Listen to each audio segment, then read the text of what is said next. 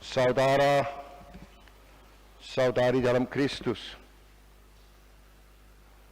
sabda Allah adalah pedoman kehidupan kita.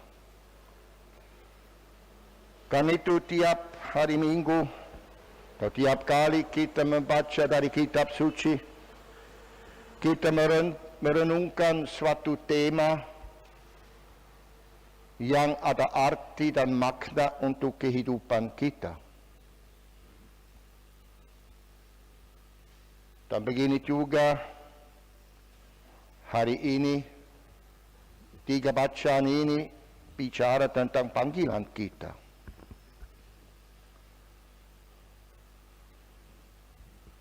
Panggilan adalah satu tema yang sangat penting dari awal kitab suci Perjanjian Lama sampai sekarang dan seterusnya. Karena kita semua menerima panggilan.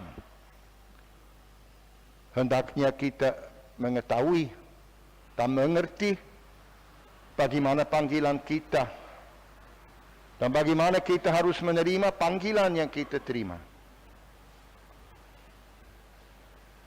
Sejak Nabi Musa, Allah memanggil orang.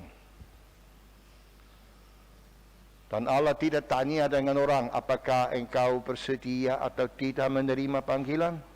Tidak. Allah tunjuk orang dan beri panggilan, beri perintah kepada orang. Orang yang dipanggil tidak ada pilihan. Kita lihat dulu Nabi Musa, dia mau hindari banyak alasan supaya tidak jadi. Tapi Allah memilih dia, beri perintah kepada dia, dan inilah tugas untuk dia. Harus dilaksanakan. Panggilan itu perintah Allah yang diberikan kepada manusia.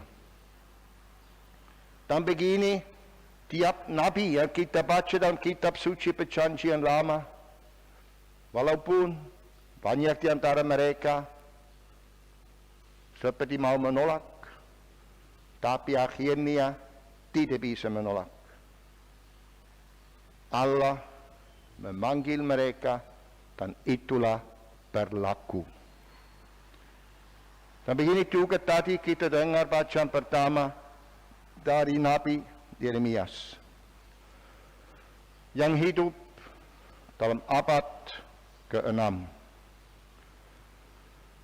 Pada waktu itu umat Israel sudah mulai longgar dalam imannya, lupa atas kebaikan Tuhan, apalagi timbul banyak ancaman tingkat politik karena dari timur Raja Nebukadnezar menyerang dari Babilonia. Umat terancam. Dan situasi itu memerlukan supaya umat bertobat. Dan Allah memanggil Yeremias dan juga masih nabi lain untuk menasehati umat. Nabi Yeremias sebenarnya tidak mau. Dia bilang, saya masih muda, bagaimana saya bisa? Tapi Allah memilih dia dan dia dipaksa melaksanakan tugas panggilan. Dan Allah berkata kepada dia, kalau kamu tidak melaksanakan tugas, kamu bertanggung jawab atas dosa umat. Tapi kalau kamu melaksanakan pewartaan dan menasihati umat, dan umat tidak mau dengar, kamu tetap selamat. Nabi tidak ada pilihan. Nabi dipanggil untuk melaksanakan kehendak Allah, melaksanakan pewartaan. ini dilihat dalam kehidupan semua orang yang dipanggil. Panggilan ada suatu keharusan dalam kehidupan yang mengikat orang selama hidup sampai mati. Dalam Injil tadi ada juga panggilan. Yesus berkata, kalau seorang bersalah, kamu menasihati dia di bawah 4 mata. Ini menjadi tugas kita. Kalau kita melihat sesuatu di dunia ini, entah pada diri sendiri atau pada saudara orang lain, jangan kita diam. Jangan kita tutup mata, telinga dan tidak peduli. Seolah-olah tidak tahu menahu. Keadaan di dunia ini, keadaan yang tidak baik dan tidak beres, keadaan dosa, ini menjadi panggilan untuk kita. Suatu keharusan untuk kita untuk memperbaiki dunia, untuk memperbaiki keadaan. Tutup mata dan tidak peduli, itu berdosa. Itu menolak panggilan yang ada.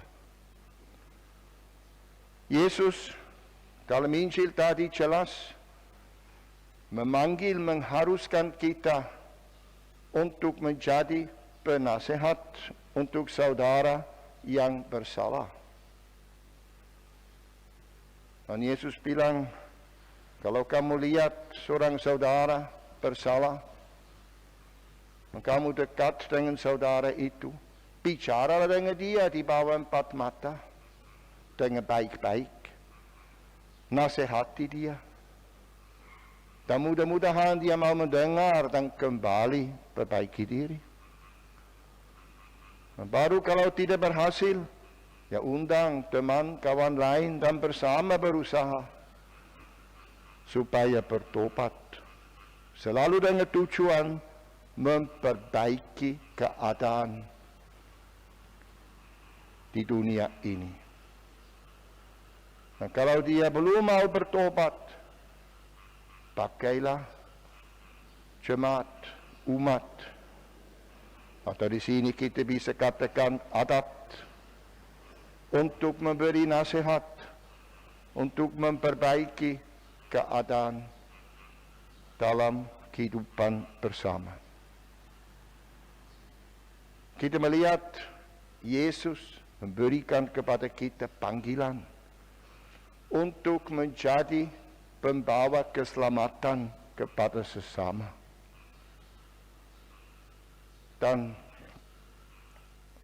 Yesus ingin bahwa kita semua terlibat.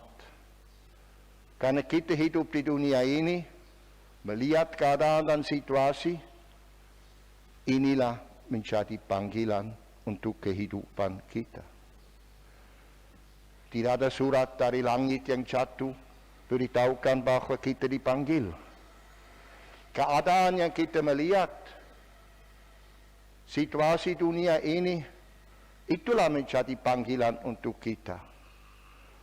Seperti para nabi dalam perjanjian yang lama yang melihat keadaan umat, dari hati mereka didorong oleh panggilan dari Allah untuk menasihati umat.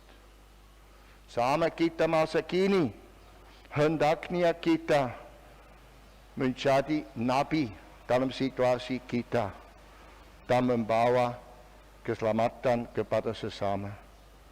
Dengan berusaha dimanapun kita berada, dalam keluarga, dalam perkawinan, dalam keluarga, RW, RT, dalam dusun, desa, dalam umat, dalam masyarakat.